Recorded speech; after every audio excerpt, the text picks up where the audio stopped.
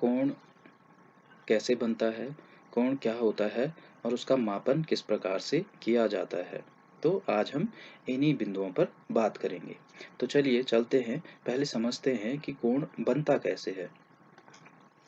तो इसके लिए हम इस टूल का मदद ले लेते हैं, जियोजेब्रा का। तो मान लिया कि हमारे पास एक सेगमेंट है या एक किरण है और इसके दो बिंदु हैं, एक बिंदु ए और एक बिंदु बी। तो इन दोनों ही बिंदुओं पर कोण का निर्माण हो सकता है।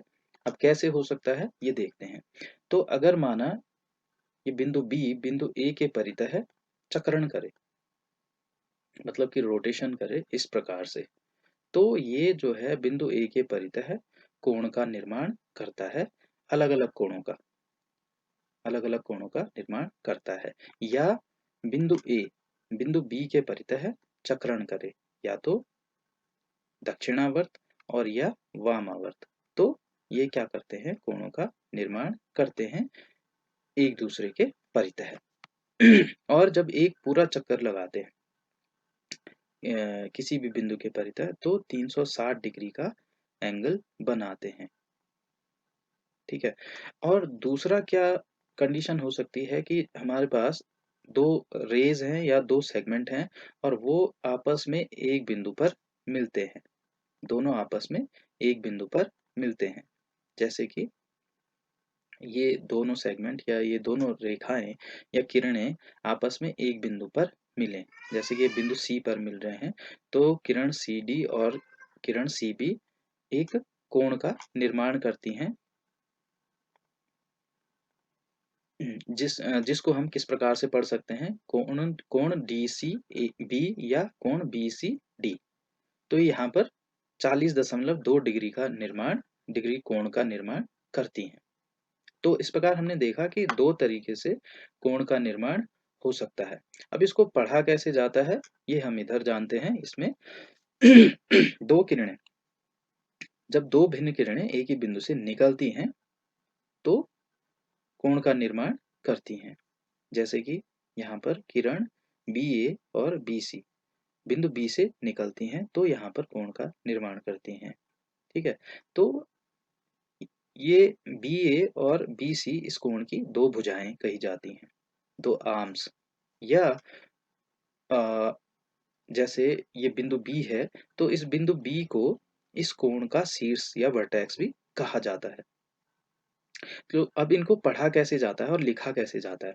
तो सबसे पहले कोण का जो चिन्ह होता है उसको किस प्रकार से व्यक्त किया जाता है, तो उसके लिए इस प्रकार का एक चिन्ह बनाया जाता है जिसको हम कोण पढ़ते हैं।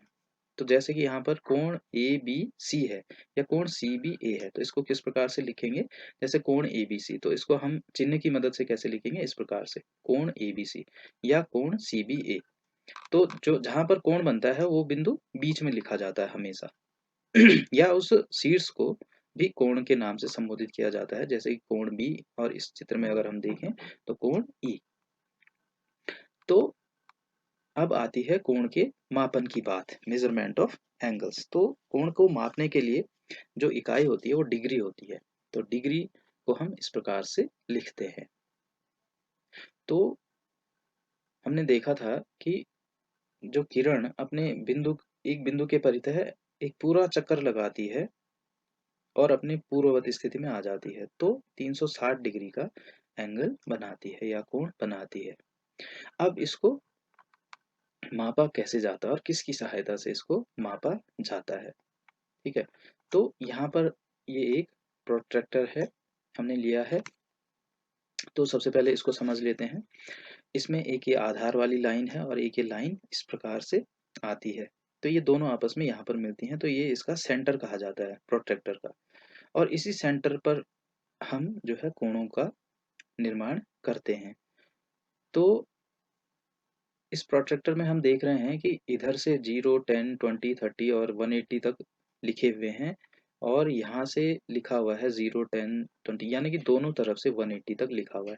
तो प्रोट्रैक्टर दो तरह के होते हैं, एक तो पूरा गोल होता है जिसपे 360 डिग्री तक होता है लिखा हुआ, और एक ये अर्धगोलाकार होता है। तो हम इसी को ज्यादा यूज करते हैं तो इसमें हम नापते कैसे हैं कोणों को? तो यहाँ पर ये 180 डिग्री है, 180 डिग्री तक हम इससे माप सकते हैं। तो यहाँ पर अगर हम देखें तो यहाँ पर ये जो खाने बने हुए हैं 0 से 10 तक, तो प्रत्येक खाना 1 डिग्री कहलाता है। अगर हम 360 डिग्री को बराबर खानों में विभक्त कर दें, बराबर भागों में बाँट दें, तो एक खाना 1 डिग्री कहलाता है। तो अगर हम यहाँ से देखें तो 1, 2, 3, 4, 5, 6, 7, 8, 9, 10, तो यानी कि एक खाना 1 डिग्री का है। तो कोणों को मापने के लिए क्या क्या करते हैं हम कि प्रोट्रैक्टर को, जैसे कि ये इसका वर्टेक्स है, ये इसका वर्टेक्स है, तो इस बिंदु को हम इस प्रोट्रैक्टर के जो सेंटर पॉइंट है उससे ढक देते हैं, और ये आधार वाली लाइन है, ये इस कोण के आधार वाली लाइन को ढक देती है पूरा। तो कैसे? यहाँ पर हम इस एंगल को लेकर लेकर के जाते हैं और इसको यहाँ पर इस प्रकार से फिट करते हैं, ठीक है? तो ये वर्टेक्स है, ये जो इस एंगल का शीर्ष है ये यहाँ पर आ गया है इसके प्रोट्रैक्टर के सेंटर पॉइंट पे, और ये जो आधार लाइन है इसने प्रोट्रैक्टर की आधार लाइन ने इसको ढक दिया है। तो अब हम इधर से इसको मापेंगे या पढ़ेंगे। तो 10, 20, 30, 40, तो ये जो एंगल है बना हुआ ये कितने डिग्री का है? 40 डिग्री का, ठीक है? तो एक तो हम इधर से माप सकते हैं, और एंगल क्या हो सकते हैं? अलग-अलग हो सकते हैं। ये थोड़ा और बड़ा हो सकता है, इसका मुँह थोड़ा और खुला हुआ होगा तो ये और बड़ा होगा, और खुला हुआ होगा तो और बड़ा होगा, ठीक है?